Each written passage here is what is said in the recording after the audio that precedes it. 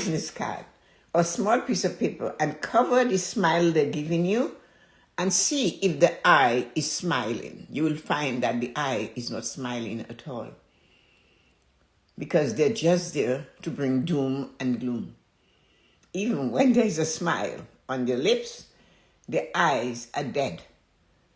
And that's what you will see on the TV. They have a job to do. All what they feel and how they want you to get it is coming from their eyeball, not so much from their lips. The eye is the seat of the soul. Remember that. So, emotional inflation happens when our reactions become expensive. How can our reaction to something become expensive? A small inconvenience shouldn't cost you your entire day of peace.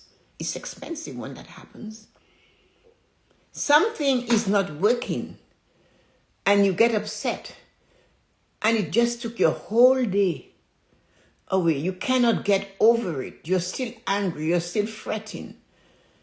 So I'm talking a lot about what happens to your emotion. Let me tell you how you can fix or help to make your emotional prosperity a little stronger, a little more resilient, a little more purposeful, a little more dependent, that you are depending on it.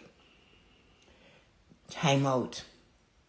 Time out. I am not asking you to turn off the TV and these things. I'm asking you to wait to open it. When you first wake up, if your habit is to press on that phone of yours or the device next to your bed to see what is happening in the world, hey, if it happened already, it doesn't matter.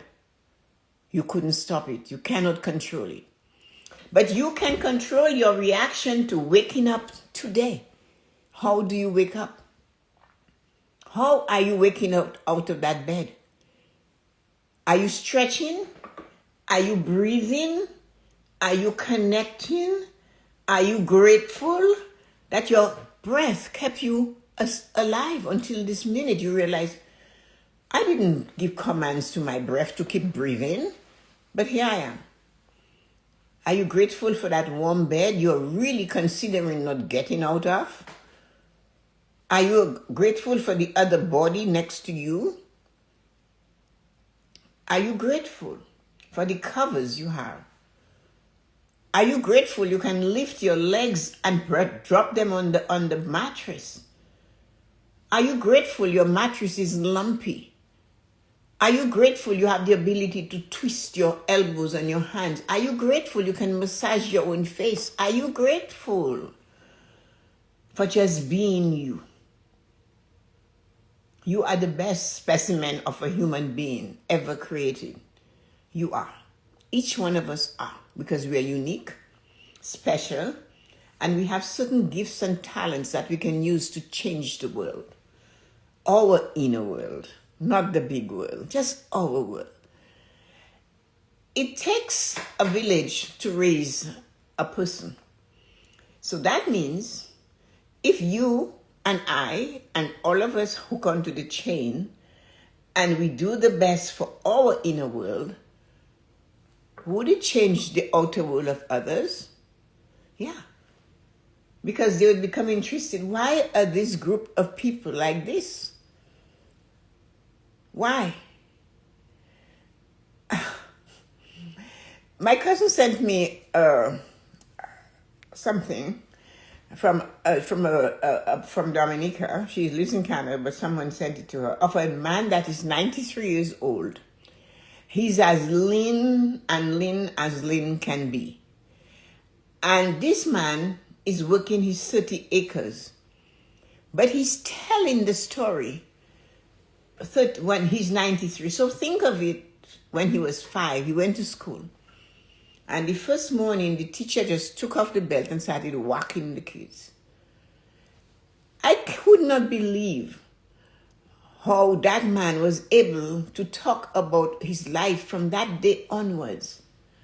My cousin didn't know the name of the person he referenced, and she said, "Who is this Shillingford person he just talked about?" I said, "That was my grandfather." He said, from this journey on, he said, he didn't get all of the schooling. He had to teach himself. But then he noticed what they were doing when he was a young man and he was working. Whenever my grandfather, who was a politician, was walking by, he said they would tell him to hide. And the woman said, why? Because he would say, that boy should be in school. And apparently, from what I gathered from people, my grandfather's biggest job was making sure everybody from Collyho to Massac, from a distance in the two different places, but all along the coast, went to school. He paid for their education. He got an honor from the Queen for that. He was given the Order of the British Empire, or whatever. But he mentioned that. He said that man used to make sure everybody in the villages went to school. He paid for many people's education. Because if you had to go to high school, you had to pay for that. So anyway, what was good was the resilience. His story was long and it was very sad. But there he is at 93 and he's great. It was amazing to look at that person. And I am thinking he had those challenges since he was 5. He can remember that teacher hitting them. He said he ran away from the school and ran to his parents and never went back at 5. Can you imagine if they allowed that brain to have developed what he could have been? But he didn't stop that. He said, I just kept learning. I went to a school once and they said I was too old because they had... So I stole a book. And I went home and I taught myself to read. He didn't give up. He didn't let the outside world affect his inner world. Here we are in a first world country. And we think we are in a third world country. So when you judge others and you look at them, remember their inner world is what sustains them.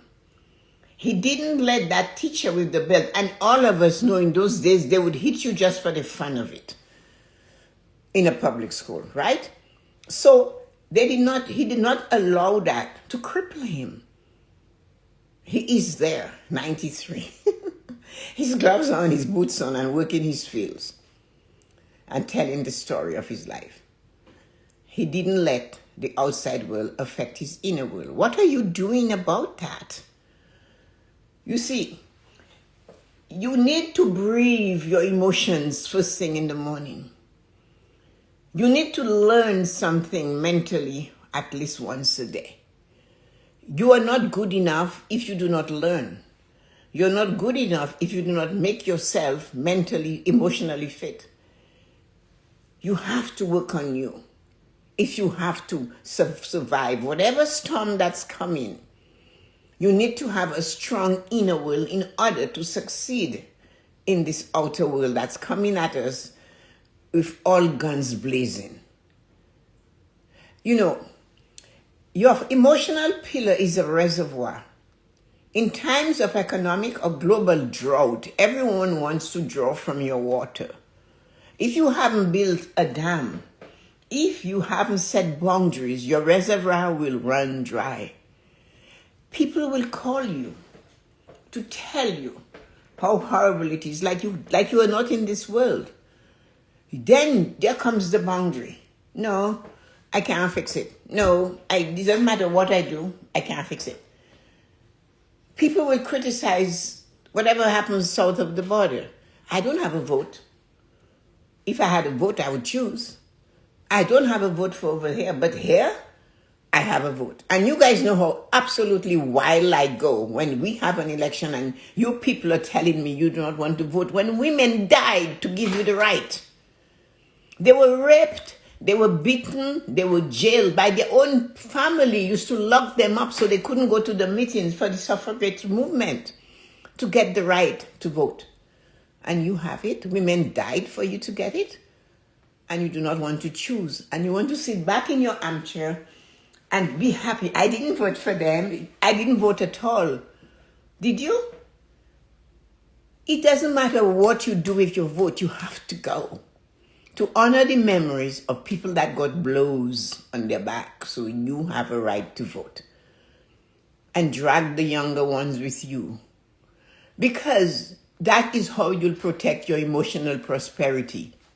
So when people call to tell you how horrible the world is going and you are going to go that way, you need to learn to say, I'm sorry, I have to go.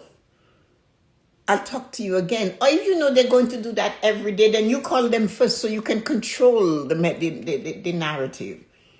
How are you? I just saw that I'm calling you. I have a lot to do today. Bye. You have to do something like that to save your head and to save your emotion. Otherwise, you'll be walking around feeling the same and you'll find somebody else to tell the story. We need to have an example without which you might not get it. Imagine that friend I just told you called you just to complain for the third time this week. In a normal season, you might have the surplus to listen, but in high inflation on your emotional and mental season, that conversation is way too expensive for your emotional pillar and for your mental pillar. Protecting your peace isn't selfish, it's structural necessity. It is deep. You have to protect it. You see, the bottom line of all of this is that inflation proofing isn't just for your bank account. It's not about devaluing the power that external circumstances have over your internal state. It's not your bank account. It's all about devaluing the power that external circumstances have over your internal state. I preach that every day. Do not let what happens outside of you determines how you function going forward. It's not right. So this weekend, I want you to audit your pillars. Look at them. Ask yourself, is my mental pillar strong enough to filter the noise? Is my emotional pillar resilient enough to stay calm in the storm? Is my physical pillar functioning at a high level so I can choose to walk, run, sit, stand? Is my spiritual pillar on point that I'm feeling I am worthy and everybody else is worthy? Is my spiritual pillar telling me I'm good enough? Am I using impeccable and exquisite words to talk about myself and others? I am guarding my financial pillar by being a good steward of money. How am I doing this? Am I just clicking and pointing and hoping for the best? As I am here to tell you, hope is not a plan. Hoping isn't a plan. The plan is to stop clicking and pointing and clicking. That's the plan. So, keep your pillars high and your heart light. This is important for you to remember, because without us doing that, we will fail in this noisy world. You will come across a person that is older than you, younger than you, and for some reason, they seem to have a light. It's not that you're seeing the light, but you can feel their energy is on fire in a good way. And their attitude shines through that in a good way. And you look at them, the older one, and you say, tell me your story. Just like this young lady did in Dominica. She asked him